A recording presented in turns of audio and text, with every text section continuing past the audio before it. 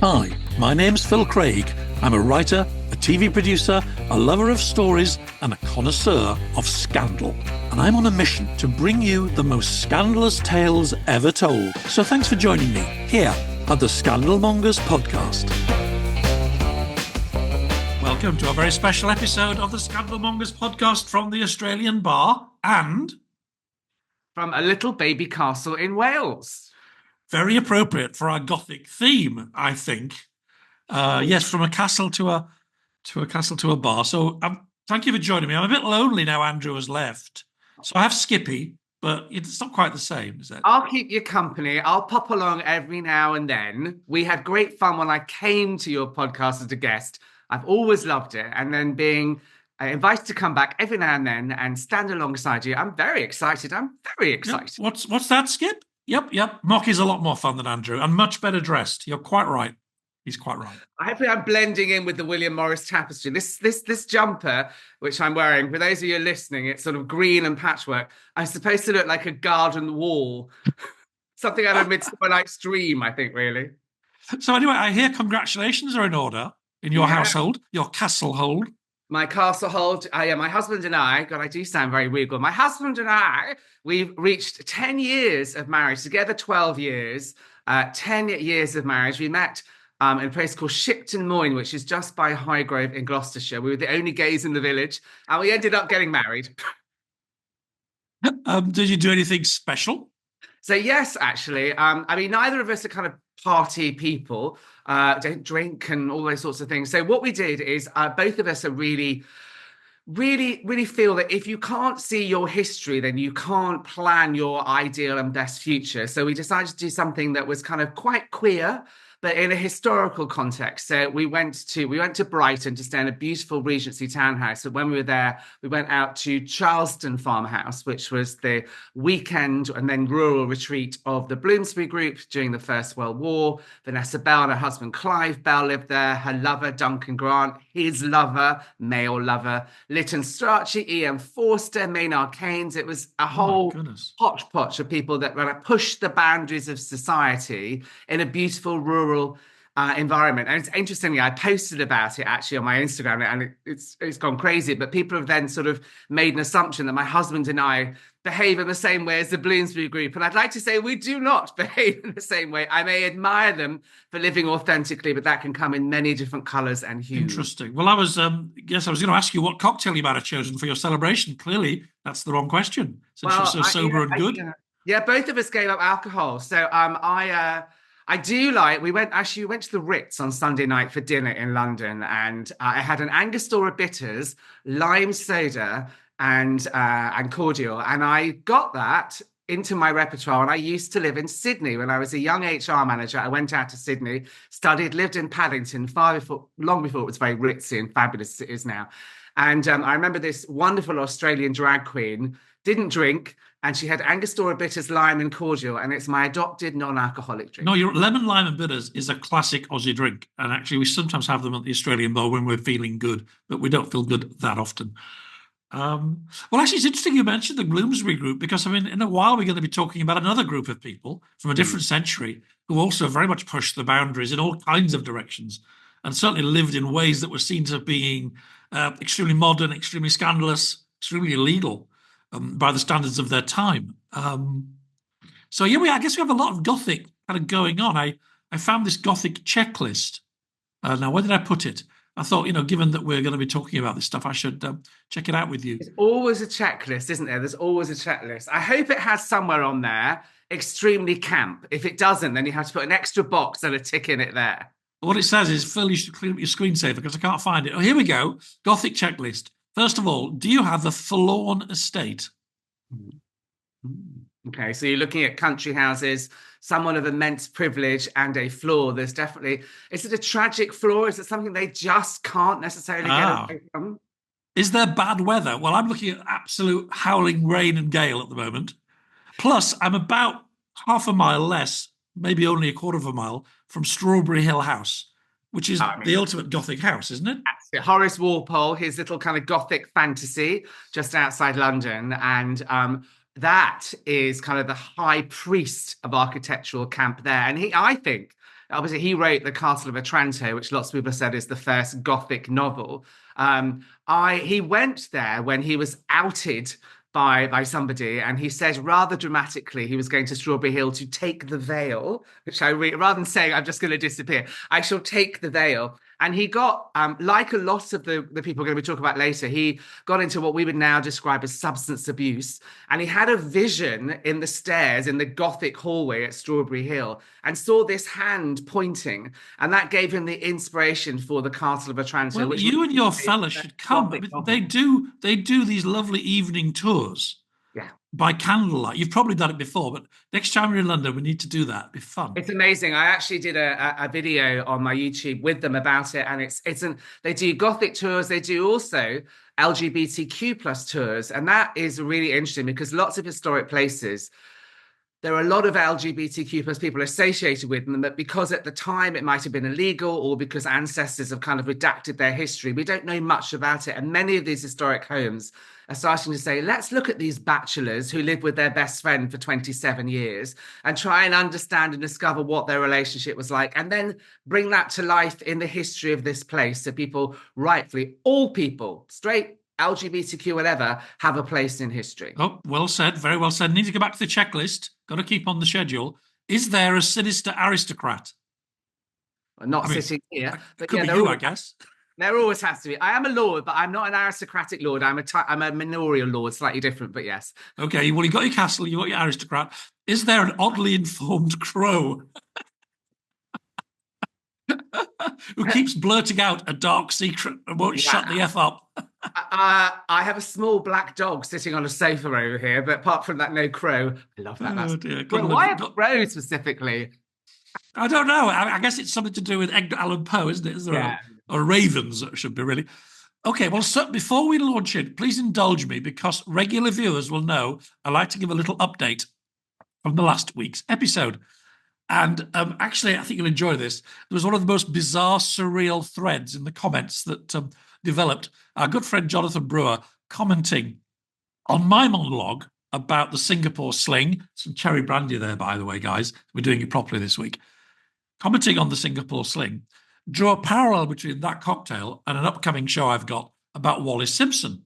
And Jonathan said, wasn't the Singapore sling one of those acts that she introduced to Edward that she learnt in Shanghai?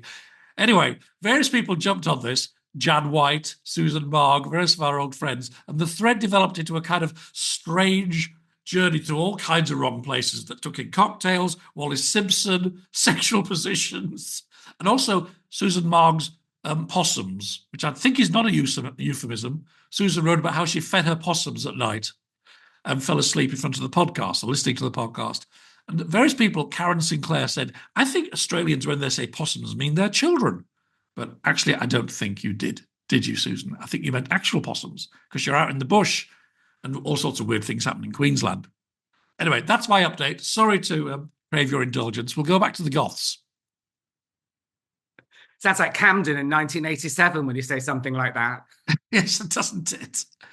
Well, we should actually talk. We're going to talk to Madeline Potter. I haven't mentioned poor Madeline yet. We've been too busy gossiping. Madeline is going to talk to us all about scandalous Lord Byron and his world. But I think, taking your cue from what you said about people who push boundaries, it's a really interesting group of people and an incredibly interesting moment of history. It is a very interesting moment in history, and particularly when we're thinking about all the conversations today about weather and the environment. This group got together in a country house in Italy in the summer in the year without a summer. So there was a volcanic eruption. It was completely dark. For them, the darkness, the Gothic in this house, they embraced it. They had this story writing competition. And actually, Byron wrote one of his most favorite poems called The Darkness during that summer, where the darkness descends on the world and the world then descends into chaos. And I was reading it thinking, am I looking at 2029 after a few years of a Trump presidency and the environmental hazard that's going to come there? Is this going to happen? Has he foretold what's going to happen in the future? But they definitely created. But they were so interested in the future. I think that's what's so cool about them. Just a very quick sketch for people who don't know. Lord Byron, famously mad, bad, dangerous to know, from a family of kind of crazy people. Most of his ancestors were kind of, they were gamblers, they were drunkards, they were fighters, they were warriors. They're always getting divorced, always having affairs. He got his own half sister pregnant, which will come up in our story. Had a string of affairs with men and women. He gambled, he drank, he boxed. So he was a lover and a fighter. But he was also a kind of dazzling star of Regency London, a literary star. And at the height of his fame, he's kind of driven out of town by a mixture of scandal and debt.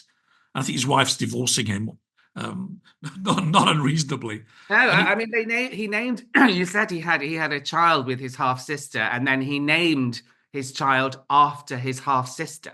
And his daughter was called Augusta Ada. She became Countess of Lovelace, and she's known as Ada Lovelace because when she realised, or when his wife realised that why his daughter was named Augusta, the name was dropped. He was, I wouldn't say he was a person who I'd want to hang out with. And if I ever get to heaven or hell and he's at the front door, he's not someone I'd run up to speak to. But he's sort of known as the first modern celebrity, really. He said, I woke up one day and I became famous. And I read that he was someone described him as a cross between, a really fabulous Prince and Mick Jagger. If you can imagine those two with that swagger, that kind of arrogance, that kind of fame and that kind of money. But interestingly, the group he hung around with, it was about community. It was about people finding a place together where they could experiment, where they could push the boundaries, where they could live authentically because they rejected society's norms. But they were able to because they were wealthy and they were immensely privileged. That's the interesting thing about them. They pushed norms,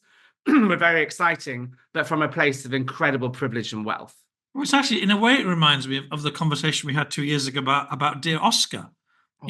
Fabulous but flawed, kind of distinguished but depraved, even by our standards. I think we'd call him that. And these are not simple people. It's not a clear cut. You look at Byron and you think, well, he made change happen, but he was also probably a complete swine to live with. I think what's interesting about these people is we forget they're human. We know a little bit of their narrative. They become, particularly if they're really famous, they become a bit of a pastiche, but none of us is black or white. We are all complex. We all have light and we all have dark. But I do love the fact that he had the most boring name ever. Lord Byron was called George Gordon Noel. And the idea that someone who has Noel as a middle name becomes the most famous rake of all time, I think there's hope for all of us there, really, isn't yes, there? Yes, for my second act, anyway. So the others who he's hanging out with in this, you mentioned, they end up in this villa and it's raining, so they start to sort of tell stories and write stories. They're all kind of amazing people too. You've got Percy Bysshe Shelley, romantic poet, very much a rebel. His wife or future wife, Mary. Which I think what was she called before she got married? I should know this. I should know too. I always know her as Mary Shelley. Yeah, but she was called. I had it written down somewhere. Was it Claremont? No, her sister was Claire Claremont. No, yeah, her sister, who's also having an affair with Byron, is Claire Claremont. And had a child with him. God, there's not much else to do, I guess, when it's raining. So Mary Godwin, she was called, and it's Mary Godwin who becomes Mary Shelley, who comes up with Frankenstein, which is an absolutely transformative book. And it's interesting that its subtitle is The Modern Prometheus. And you talk about climate change and the future. These are people, they're trying to process the Industrial Revolution and all of the science and all the change, but they're also seeing a kind of dystopia. Some people have said it's the first science fiction book. It's man taking the place of God and creating life. It's a world without God. And I think, people would probably have described that group of people as godless. So that she was absolutely exploring what is a world like where we no longer need God to spark human life. Indeed. Well, both she and Percy were famous atheists at a time when to be an atheist was actually really quite dangerous. I don't know whether you could go to prison, but you could certainly lose all your social status and employment if you were outwardly an atheist. And they were. So all of that is swirling around in their heads, and when they do this writing challenge, and they kind of, not only is it Frankenstein, the Nosferatu, the vampire book comes out of that, but that isn't from them. That's from that's from the Doctor, isn't it? It was also Polidori. Yeah, he writes it, and again the kind of the first vampire novel that became, again, now a cliche, now a classic, now kind of, reinvented every now and then, but truly shocking, truly horrific, and truly groundbreaking at the time. And that's what's interesting when you look at history, and something I'm obsessed with. Something that was really, really radical at the time now could be clip art on a 15-year-old's bedroom's wall, or a book in the library in the sixth form college. So it's interesting how society changes, and stuff that we now take as cliche were radical in their time. But what I think is interesting about this group of people is, if they were living as your neighbors, you'd still think they were pretty radical. Their lifestyle absolutely pushed the boundaries, and maybe society and its moral attitudes hasn't quite caught up with these romantic poets and the people that spent the dark summer in Italy. No, that's true. That's really interesting.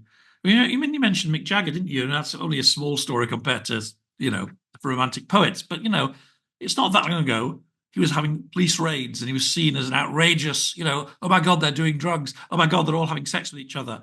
And now he sits in, Lord's Cricket Club. I mean, he couldn't be more establishment. And Elton John, sang at Diana, Princess of Wales' funeral, was with the King last week, great friends with the royal family. Absolutely. I remember in the 80s, all the scandal in the tabloids about his life. So, people can be reappraised by society and made into, this is when people start saying you become kind of the nation's sweetheart. You become, someone that the nation takes to heart. But often you have to break a few boundaries to be able to do that. And the thing is, though, both Mick Jagger, Byron, Elton, they lived really authentically. The Charleston group, they worked out who they were. They found a community around them that were able to support, love, and explore with them. And they didn't take any crap. Well, also in Byron's case, he lived fast, he died young, and he left a beautiful corpse. So he didn't ever get old enough to become embarrassing. Because as people might know, he was also a kind of rebel, and he got involved in all these kind of revolutions in Europe, and he died rather ingloriously of just some awful disease rather than fighting. But that was his story. Cool. Well, this is all very interesting. Shall we go and talk to Madeleine? Absolutely. Right, we'll do that, and we'll see you after this. Bye. Madeleine, welcome. And I have to ask you the most important question. Are you excited for the new Nosferatu movie? I am. I'm cautiously excited, if that makes any sense at all, because I haven't been thrilled with many vampire remakes recently. But looking forward to it. Let's see how it goes. Well, I was stalking you on the internet, as I tend to do for guests, and I found this wonderful tweet from you saying, OMG, they're filming part of Guillermo del Toro's Frankenstein right outside my flat, and I'm totally normal about it. They were, yeah. See, I've not had as many disappointments with Frankenstein remakes as I've had with Dracula and Nosferatu. So that was a huge excitement. You think you're giving off some sort of energy whereby the filming was around your place? Do you actually have a lair that they need to be near for the energy? Yeah. So what attracts you to the world of the Gothic, Madeleine? That's a really interesting question. So I think there are several sides to it. And the kind of funny side is that I was actually born in what is the historical region of Transylvania. So there you go. There is that element, kind of right on the foothills of the Carpathians and kind of the western side of Romania. So, perhaps there is something in the air. More seriously, I think the Gothic is a really good way of thinking through who we are, what it means to be human, how we interact with the world around us, and to kind of reclaim some of the darkness that is there in the world and inside of us. And I think it's really interesting to kind of draw on those ambivalences. So it's been a really good way for me to kind of think about just myself in a way, and my history and history more broadly, and to understand those things through that sort of working through the darkness of the world. And it's got great aesthetics as well. It really has. It really has. I'm wondering that, because the darkness, it's a lovely way of describing it, is in the Gothic novels. Do you think that as humans, if we're describing it somehow, we're sort of reducing our fear of it, we're owning it a bit more, so it's less other and more controllable? I think so. And I think there's a lot of talk about how the Gothic is to do with othering. And I tend to disagree with that. I don't think it's to do with othering. I think it's to do with looking in a mirror as an individual or as a society. It's understanding these, I mean, we've created the Gothic. It didn't come from nowhere. It came from the human imagination. So there's clearly something inside of us that is there, that finds its reflection in these, admittedly more extreme and grotesque forms of the Gothic, but it's still something that's created by humans. And that tells us something about ourselves, something that is inside of us rather than just something that is other. Well, the focus maybe of our conversation, and certainly what many people would say is the origin of the Gothic novel, is this extraordinary summer and this villa. I know you've been researching and writing about it. Do you want to give us a very brief kind of cast list of who assembled and why in this place at this time? Yeah, so it's the Villa Diodati, which is currently in Switzerland, and I was lucky enough to just recently go there. It's currently under private ownership, so you can't actually visit it. But yeah, it's just outside of Geneva, and in 1816, Lord Byron rented this villa, and he was joined there by some of his friends. Basically his physician, John Polidori, who then went on to write The Vampire, which is one of the first prose fictions about vampires as we know them today in the English language, and also the Shelleys. Now, what was really interesting about this year is that just a year before Mount Tambora had erupted, a volcano, and this caused a lot of disruption around the world in terms of weather. Temperatures plummeted. Things were, I hate to use the word unprecedented because we're probably all sick of it after the COVID pandemic. But it really disturbed just the weather across the world, really. So quite disappointingly, when they rented this villa, the weather was really, really bad. I mean, 1816 came to be known as the year without a summer. So what are you going to do in the early 19th century if you can't walk around, if you can't enjoy the sunshine? Well, they had to sit inside quite a lot. So they had to talk and they had to exchange ideas. And this is something that Mary Shelley recounts herself in the introduction to the 1831 edition of Frankenstein. So what Mary Shelley says at that point is that Byron came up with the idea that they all write a scary story or tell a scary story. And this is essentially how Frankenstein was born. This is where she really came up with this idea. It is also where Polidori's The Vampire was born, because it was initially Byron's idea. He came up with this fragment of a novel that then inspired Polidori later on to write the novel. So they've all gathered together, and as you say, there's not much else to do but reinvent English literature, but they get on with that. Yeah. And it's a gloomy kind of a Gothic atmosphere. It's dark, it's cold. They all actually, I'm sure later we'll talk about their scandalous lives and some of the fun they had, but they all had darkness in them, didn't they? They all seem to have tragedy and angst in their lives, these people. They absolutely do. So I think we really like to tell these stories. And as you said, we're going to talk about them in a minute. But they all did suffer from tragedy. And I mean, if we look at Mary Shelley, for example, she became romantically involved with Percy B. Shelley, as we know, who was at that time one of Trafalgar's political followers, Trafalgar being the famous William Godwin. But what a lot of people don't know is that Percy B. Shelley was married at the time. So together with her stepsister, she and Percy Shelley went traveling through Europe. And when they returned to England, Mary was pregnant with Percy's child. over the next 2 years, they face a lot of ostracism and financial struggles as well.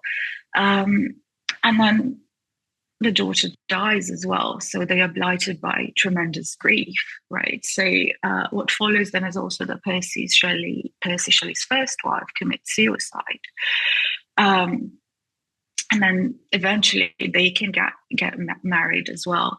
Mary also loses her mother quite early on. So Mary Wollstonecraft, who is known as, touted as kind of the mother of modern day feminism, essentially, but she dies quite young.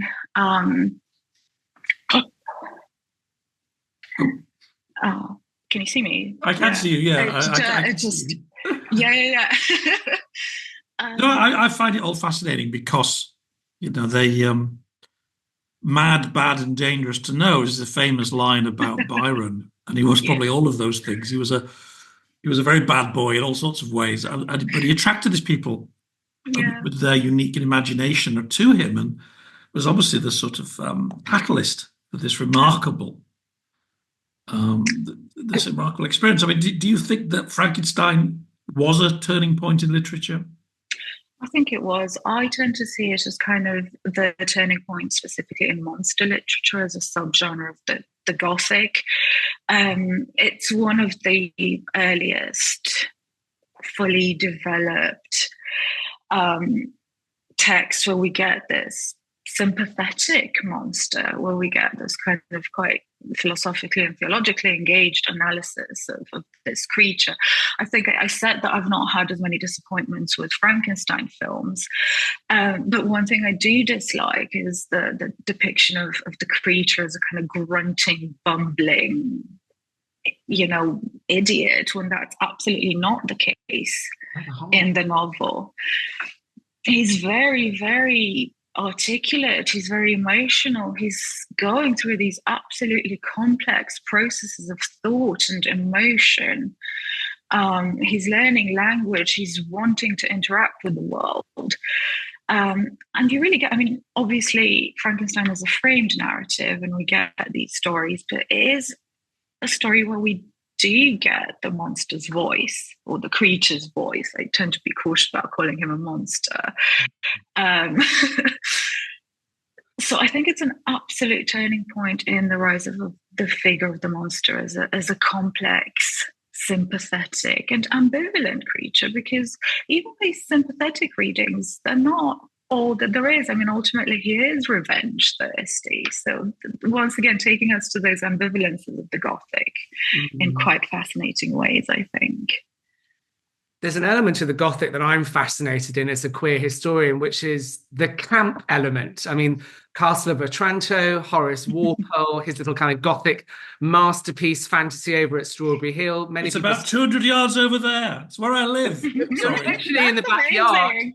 Not about me. But I think there's something intrinsically camp, certainly in Horace Walpole and Castle of Otranto, but also within Dracula, within the vampire, within Frankenstein. There is a dark element, but there's also there is a camp element. Don't you agree? 100%. I think especially in the vampire, it's a very queer text in loads of ways. And there's that unbreakable bond between Lord Ruthven and Aubrey as that kind of sense of homosociality that is the ultimate glue that holds everything together between them, because ultimately Aubrey cannot break the vow to. So it's essentially almost like a marriage vow. It's almost sacramental in that way between them. And it's also a very kind of haptic text in loads of ways. That it's very touchy. In the darkness, they grapple with each other, and I think there are many, many moments of that sense of queer embodiment in Polydorus the vampire, but also absolutely in Frankenstein. I think it's ultimately about that sense of Victor and the creature being interlinked and interdependent, and the destruction of that, unfortunately. Yeah. And this group, I mean, they remind me a bit of the Bloomsbury group as well, in terms of they were quite fluid in their sexuality and their attitudes towards what would be the moral codes of the day and what marriage meant, etc. They were willing to challenge the morals, challenge views on what sexuality is, and even challenge perceptions of can a monster have humanity and love? Yes, absolutely. Yeah. And I mean, Byron as well, obviously, who's. We lost us again. We're still here. Yeah, I don't know why it keeps doing that, but hopefully it's not too disruptive. It's some supernatural force that we've stirred from the ether. Some dark spirits arising. Yes, exactly. Or maybe it's just Elon Musk. What are the two? Oh gosh, let's hope for the former. Byron was troubled by his sexuality, though, wasn't he? I mean, he was raised in a very religious household. He felt, whilst he was, as you said, mad, bad, and dangerous to know, he also was racked with guilt. And whilst he might have been the poster boy for bad behaviour, I think probably late at night under his cool linen sheets, he'd be praying for salvation or knowing he might go to damnation. I mean, that all gets wrapped up in the way he lived and the way they wrote, doesn't it? It does. And Byron is such a complex figure. And the mad, bad, and dangerous to know image, it was Lady Caroline Lamb who described him as such. They had an affair that was quite public. It ended very badly. Byron ended the affair. There's a lot of kind of scandalous speculation about that affair, including the idea that she used to send her, that she had on a given occasion sent him her pubic hair in a letter. It was very kind of dramatic, very scandalous. Eventually it ended very badly. She described him as such. And obviously Byron was someone who reveled. Byron was someone who, in it, he had loads of affairs. But there's far more to Byron than this idea of mad, bad, and dangerous to know. He was quite troubled about his sexuality, but he also was one of the most interesting, I think, kind of deepest expressions of love, was specifically queer love for Byron, was a young man called John Eddleston, whom Byron met at Cambridge when he went to university in 1805. Byron was 17 at that point. Eddleston was 15. They developed a deep romantic friendship. And then we know that Byron developed very deep and very complex feelings about him. And we can find the evidence for this in some of Byron's letters about John Eddleston. It comes up in his poetry as well. And what's interesting as well is that, after 1812, with the quite sudden success of Childe Harold, Byron writes his letters with a sense of awareness that they might end up under public scrutiny, but these aren't like that. They're more private. They come from an earlier period. And he's very, very deeply in love with John Eddleston, and he's suffering. And you can see this kind of what Sam Hurst has called queer grief that he's going through. So there are these sides of Byron. Obviously, there's that kind of public image of the bad boy who's dangerous and mad and bad and all of those things. But he's also a man with quite complex feelings, who's troubled by love and loss and separation, and struggling with his own sense of sexuality. Well, he was, he's remembered as a lover, but he was also a fighter. He dies young, trying to contribute to a revolution in Greece. He's obviously, and this I think goes to the writing of these books, a man who's very conscious that he's living through a period of enormous change. Absolutely. Scientific, political, philosophical change. Atheism is on the rise. I mean, why else would you write a book where, humans are creating life rather than, the divine? It's all kind of bubbling in their minds, isn't it? It's an amazing period. It is, absolutely. It is kind of the rise of the idea of the secular apocalypse. Again, following the eruption of Mount Tambora, increasingly, that's a possibility for them. It's something that perhaps comes out a lot more in The Last Man by Mary Shelley. But yes, absolutely in Frankenstein as well, though Frankenstein is bound up with this idea of playing God and how that might go wrong. But it's also, we like to think of it as Gothic grotesque, and obviously there's that. But I think it's also a novel that kind of plays with the idea of medical plausibility, not necessarily a realism, but a sense of plausibility. And you mentioned this idea of scientific experiment. In the late 18th century, the physicist and chemist Alessandro Volta comes up with the term galvanism, which refers to electric current being generated through chemical action. And it's derived from Luigi Galvani, who himself carried out these experiments with electricity and biology in the animal world. He lived in the 18th century, and it was about in 1780 that he and his wife reportedly realized that when struck with an electric wave or spark, the muscles of a dead frog would twitch. And there is some sort of schema of his experiments, right? And so then the Swiss anatomist Albrecht von Haller, who is usually hailed as the father of modern physiology, conducted some research on what he termed sensibility and irritability, again proposing that there's this sense of something twitching when excited by a foreign body. So these are all things that are happening. These are all things people are experimenting with this. So Galvani's nephew was called Giovanni Aldini. He followed in Galvani's footsteps as well, and he demonstrated his use of electric impulse on the body of a hanged murderer, George Foster. And he reported that the right hand was raised and clenched and the legs were set in motion. So he's running electricity through a corpse? Yes, essentially, yeah. Oh my God, how very Gothic. It is very Gothic. Science itself, medicine itself is very Gothic at the time.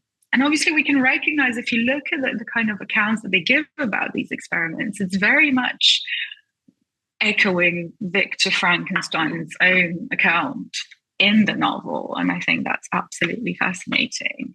You reminded me of my O-level chemistry and physics. I remember us doing an experiment with frogs' legs and putting electrodes on them.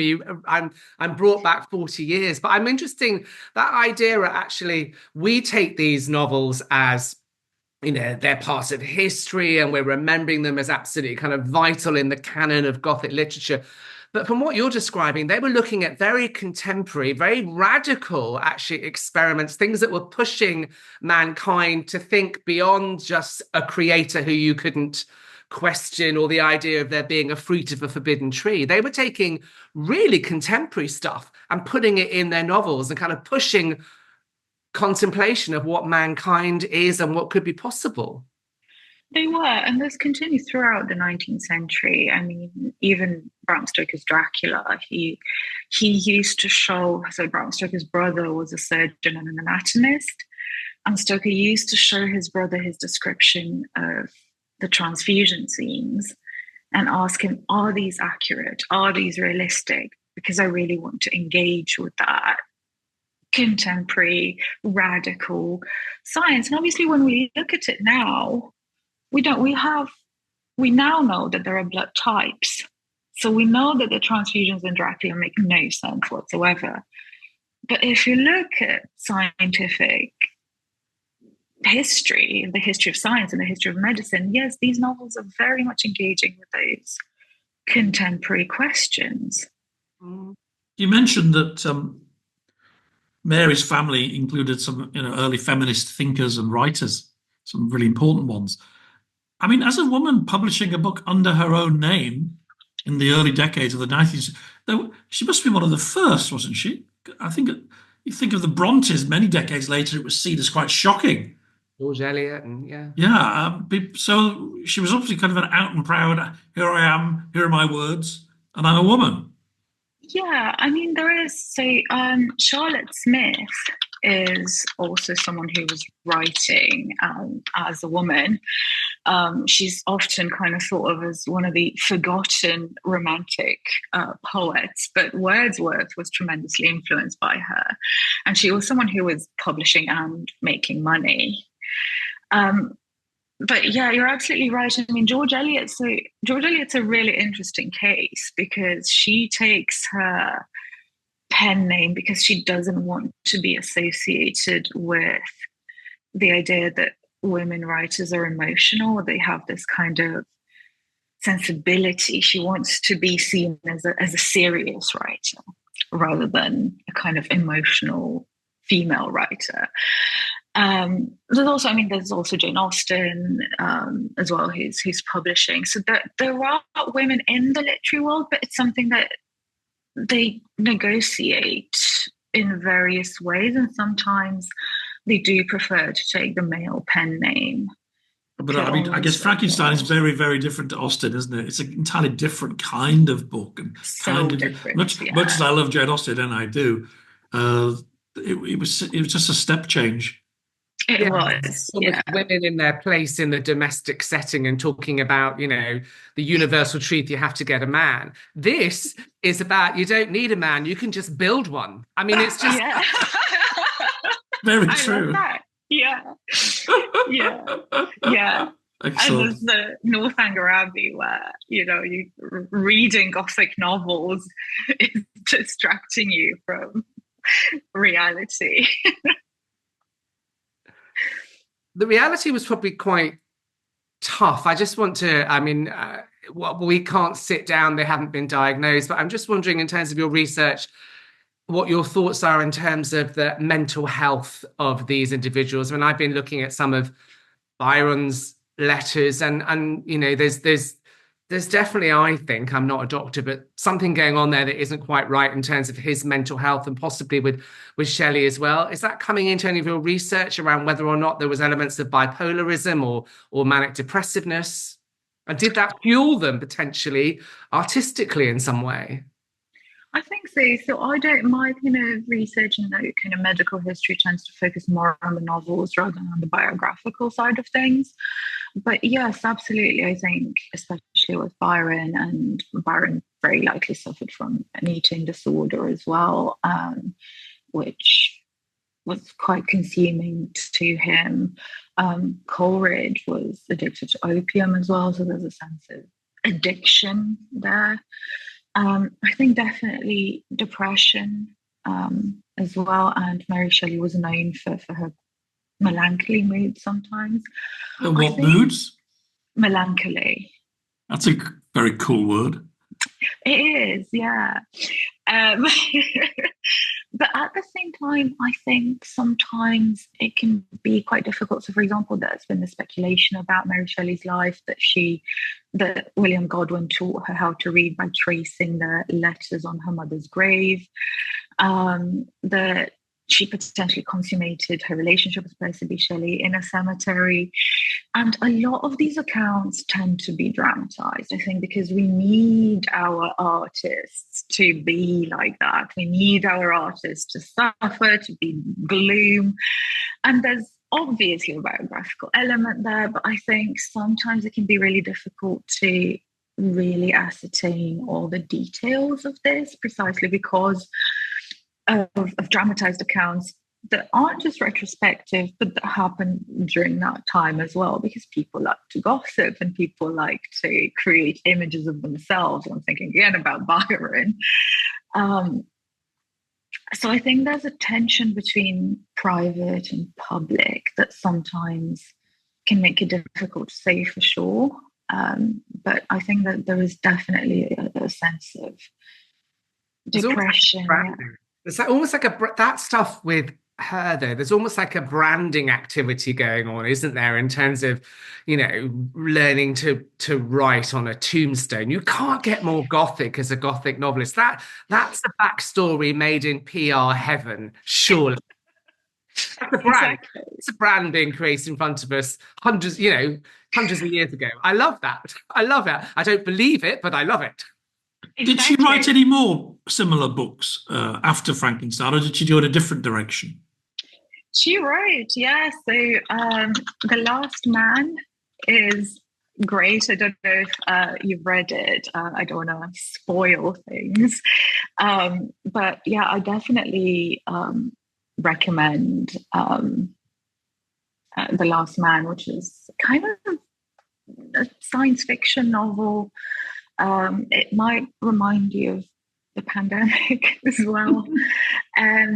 She wrote Valperga, or The Life and Adventures of Castruccio, Prince of Lucca, which is, again, basically a historical Gothic novel, really interesting.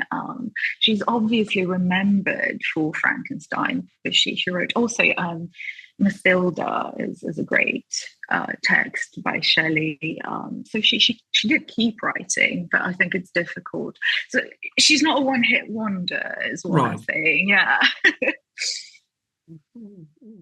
And the poor old doctor, having created the modern vampire novel, I don't think he lives much longer, does he?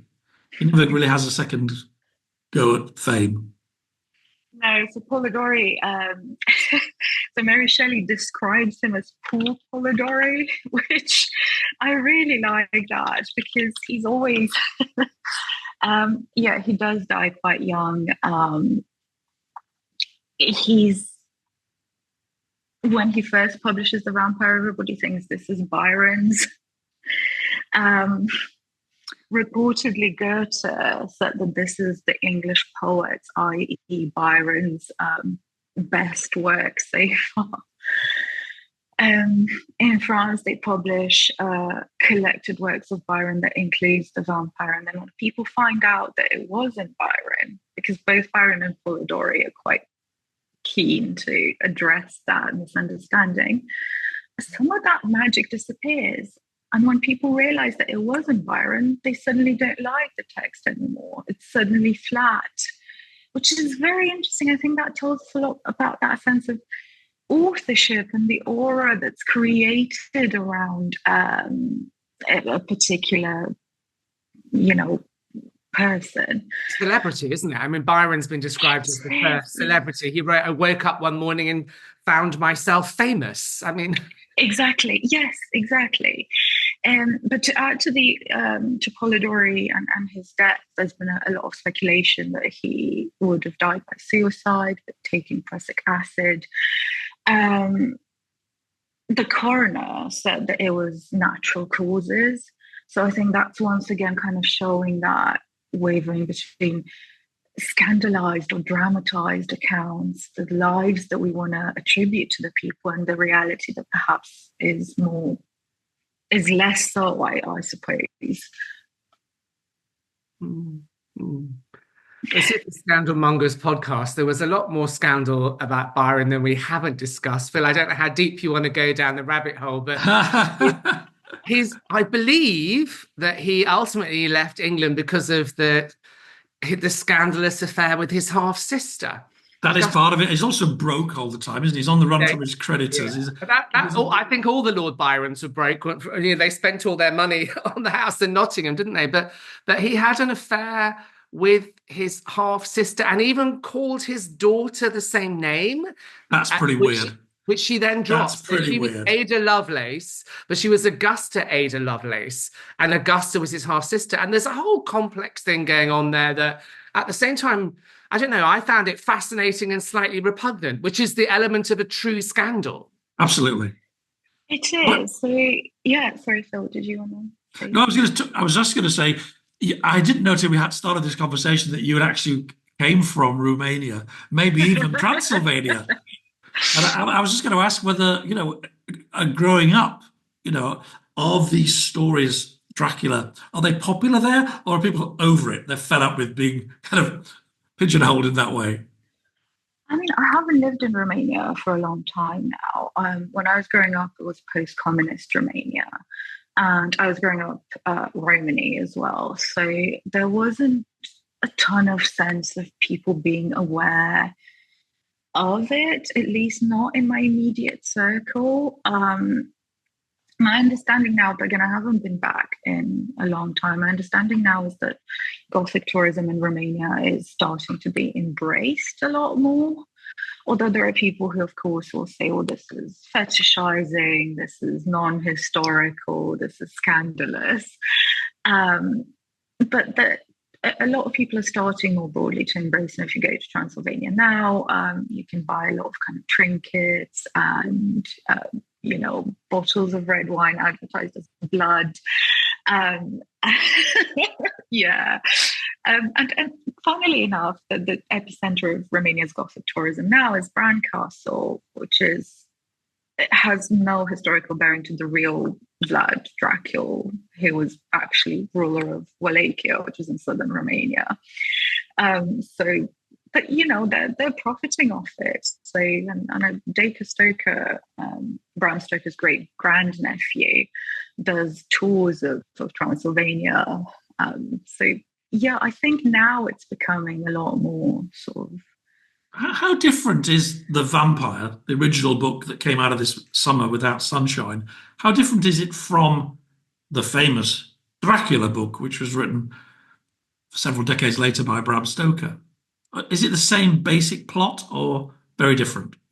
You mean which film do you mean? I mean, the Bram Stoker's version of the story was very different, wasn't it? It was, yeah. So there's no sense of, Dracula is weakened by daylight, but there's no sense of him being destroyed by sunlight. In fact, this is something that I've gone on research rabbit holes on, and I think it's Nosferatu that first introduces the idea of the vampire being destroyed by sunlight. And it's very likely to do with the rise of cinema, because now you have the visuals and you can do a lot more with that. But there's no sense. I mean, and then Joseph Sheridan Le Fanu's Carmilla, which is this kind of queer vampire love story that was hugely influential on Bram Stoker. We're both Irish Gothic writers. Bram Stoker initially actually wanted to set Dracula in Styria, which is where Carmilla is set. But anyway, I kind of deviate from the point. The point is that Carmilla the vampire can easily walk out in daylight. One of the things that a lot of the films do as well is they really romanticize, I think, the figure of the Count. That's not really there in Dracula. He's not this kind of gallant romantic figure. He's a predator. Mm-hmm. I think that idea is closer actually to Polidori's vampire than to Stoker's Dracula. But there's both in both of them. There is the female that can be preyed upon, and the presumably the virgin, and also a complete lack of female empowerment and agency. I think that's absolutely the case in Polidori. I mean, she's completely, we don't even really hear her speak. She just falls for Lord Ruthven, and that's it. And I'm talking about Miss Aubrey essentially, but also Ianthe. There's no sense of empowerment. In Dracula, I think Mina is quite an empowered character, and I think one of the interesting things about the novel is that there are all these men who try to tell her that she's not, but she's actually absolutely instrumental. I mean, she goes to Van Helsing, who, you get those films, like you get that muscular Van Helsing film. But without her, he couldn't have done it, because she goes to Van Helsing and says, you have to hypnotize me, because now I have this kind of psychic connection with Dracula. I know where he is. I know where we can go to trace him, to hunt him down. She's very active. There's a point where she says, even I had a gun. So she's spouting a gun. She's the figure of the new woman, and the new woman being this kind of late 19th century woman who starts wearing trousers and guns and wanting to vote. So there's right at the beginning, Mina says that they ate so much that her appetites would even shock the new woman. So she's even going beyond the new woman. Would even shock that empowered woman. And Mina puts the story together. She knows shorthand. She knows how to keep these. Essentially, we wouldn't have the story without Mina. Mm-hmm. But I think the men in the story don't always see that.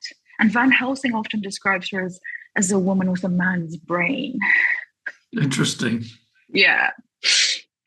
So are you I think on your Twitter account, you describe yourself as studying theological monsters. Are you working towards a book, a thesis? What should we look out for this in the future?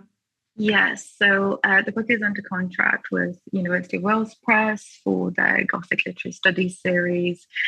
So yeah, it's completed now. It won't be out for a while because there's still edits and changes and so on and so forth to do. But yeah, do keep an eye out for it. Well, I should leave you to go back to the crypt. And thank you for coming out in sunlight. Sorry, couldn't resist. Wonderful. No, absolutely, yeah. Very nice to talk to you, and so interesting. Very nice to talk to you too, and thank you so all much the for the best. invitation. No, For the invitation, You yeah. have to- well, let us know when the book's ready, and we will promote the hell out of it. I will do. Thank you very, very much. Really Bye. lovely to talk to you. Thank you. Bye. Bye. Well, there we are, all the way from Transylvania. I should say we will try to improve the sound quality of that, but it was a little bit like she was in that famous locked room in a castle, echoey. We're Apologies, real guys. and raw in the Scandalmongers podcast. There's no highfalutin technology here. It's just chats and interesting conversation. That's true. That is very true. People like it when you keep it low tech and lo-fi, which is a good excuse for me not being bothered to do any editing. But we do occasionally. We do a bit. No, really interesting. What a time. I think you said earlier. I'm not sure I would have enjoyed being their neighbours, or maybe just the odd party. Yeah, I think going along for a couple of cocktails and then leaving rather early, maybe 9:30, making your way out the door, the best thing to do. But I do think they're absolutely fascinating, and one of the things we can learn from them is around, you don't have to necessarily accept what everyone says, either your role as a woman. I think Mary Shelley, she published under her name that was quite radical at the time as well. She was, like even Vita Sackville-West, who I adore, her early novels, and she was Lady Nichols, she adopted her husband's name. Mary was absolutely her own independent woman. So we can learn from them, even if we don't want to, share a privet hedge with them. Indeed. And I think Mary, actually, to give her due, she came from a family of kind of really influential, thinkers and female politicians. I think, was it Mary Wollstonecraft was her mother or her grandmother? Yeah, and interestingly, Byron's daughter, Ada, went on, to be, basically invent computer language. I mean, she was incredible. So again, something really strange about these kind of historical English aristocrats. They had such a massive impact on the world, whether it was literary, whether it was in their descendants. And I know actually we are all, now it's great. It's someone like me, son of Irish immigrants, can end up being a lord and living in a castle. But there was something about this time and their privilege that when it was focused in the right way, gosh, it worked well. But often they were just a little bit lazy, a little bit incorrigible, and a little bit drunk. It's funny because if my current book does well, when it's published in April. Did I mention I'm writing a book? If it does well, I'm the bottom of your email. Yes, thank you. I'm thinking of following up with something on the 18th century or the early and Regency, and really from the perspective of the rest of the world, looking at the British, and it's not kind of how we think of it. It's kind of they think we're pirates, they think we're drunk, they think we're violent, they think we're very creative and energetic. But they're terrified of us because we're kind of like, we like to start our wars before we declare them, things like that. Regency, the Prince Regent, Beau Brummell, who's your fat friend, as he referred to him. And I was in Brighton this weekend, absolutely beautiful, superficially, but underneath, filthy and scandalous. I think it's absolutely... Yes, and of course, money coming from opium and money coming from slavery and all these things that we need to reckon with now. Well, I'm going to a Regency ball, actually, at Brighton Pavilion at the end of January. I'm going in full Regency outfit, so I'll have to tell you all about that if you do a Regency episode. And maybe I'll dress in Regency and come on with you. Okay, well, that's actually, we could do a live in costume. Yes. Fill in drag. I'll come as Skippy, maybe. Perfect. Oh, look, thank you so much for sharing the episode with me. It's been such fun. And, let's do it again. Absolutely. I'd love to come and have another cup of tea with you and whoever you invite. I'm afraid this is still Andrew on this one, but other mugs are available. So if you stuck with us on this episode so far, thank you very much for your company. Please like and subscribe, and we'll see you soon. Bye. This has been a Podcast World production. If you want to contact me, write to team@podcastworld.org, placing Scandalmongers in the heading, or you can reach out via the social media links in the show's bio. And if you've enjoyed this episode and you want to support the show, please consider taking a few seconds to hit the donate button found just below this video. Many thanks, and see you next week.